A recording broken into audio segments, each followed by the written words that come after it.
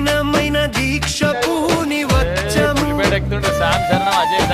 ఇరుముడిని తలపైన మోసము అడవి దారిలో అలుపైన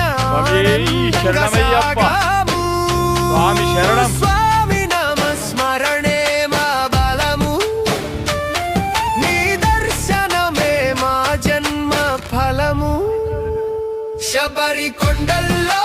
కొలువైన అయ్యప్ప ఎవరు లేరయ్యా ఈ జగంలో నీ కన్న గొప్ప నిన్నే నమ్మి మేము వచ్చము దయ ఉంటే చాలు ఇంకేమి వద్దప్ప